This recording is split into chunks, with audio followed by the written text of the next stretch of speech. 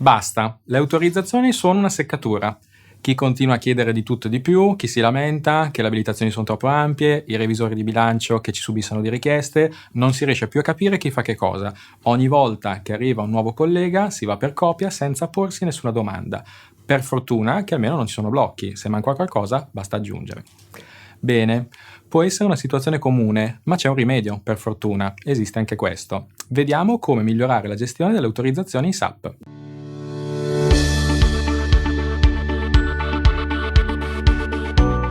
Ciao, sono Massimo e oggi scopriamo insieme come migliorare la gestione della sicurezza applicativa in SAP. Quali sono le principali problematiche che troviamo in azienda? Regole di complessità o scadenza della password non adeguate, logiche di separazione dei compiti SOD non implementate, autorizzazioni ampie troppo elevate, utilizzo del concetto di job role SAP non attuato, utilizzo di tecniche di profilazione non adeguate, ICT troppo tecnico per il colloquio col business. Il business non percepisce come un problema suo la gestione della sicurezza. Non sono definiti dei processi di approvazione, non sono definite delle misure minime di sicurezza, log, utenze di default, protezione delle comunicazioni.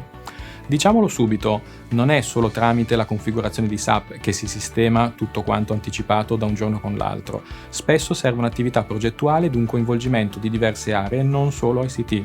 Vediamo quali sono i punti di attenzione per definire o rivedere il concetto autorizzativo di SAP. Primo punto.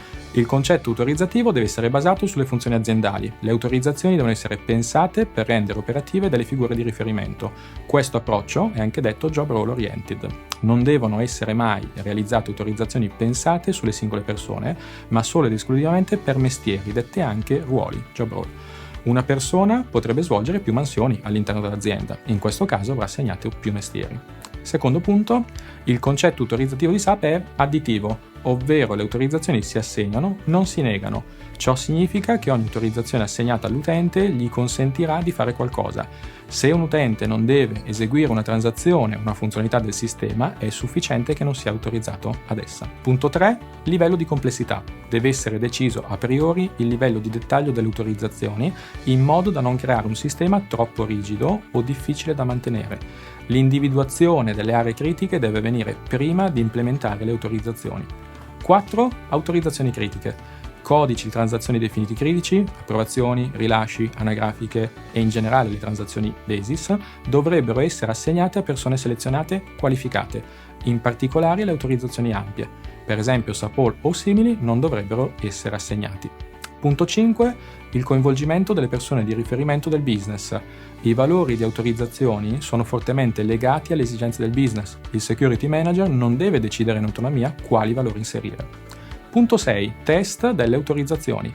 È assolutamente fondamentale, prima di essere utilizzato dagli utenti, che le autorizzazioni vengano opportunamente testate mediante degli user acceptance test.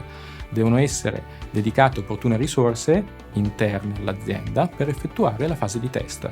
Devono essere testati i singoli ruoli, mai, se possibile, le utenze. Il test deve garantire la funzionalità del processo.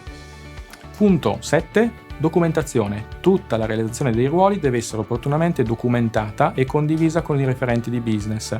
Deve essere redatta periodicamente della documentazione con differenti livelli di dettaglio. Punto 8. Come controlli il sistema, quindi monitoraggio e auditing. Indipendentemente dall'esperienza e fiducia dei gestori utenze e dei security manager, devono essere periodicamente eseguiti dei controlli sul loro operato. 9. Ricordati di verificare quelle che sono le configurazioni minime di sicurezza, ad esempio il cambio delle credenziali degli utenti speciali oppure l'attivazione di meccanismi di tracciatura che SAP prevede da standard. Spero di esserti stato utile, ricordati di iscriverti al canale se ancora non l'hai fatto, seguici anche su LinkedIn, visita ed iscriviti al nostro blog www.aglea.com/blog se vuoi ricevere degli aggiornamenti periodici. Contattaci se vuoi scoprire come migliorare la sicurezza dei tuoi sistemi SAP. A presto, ciao!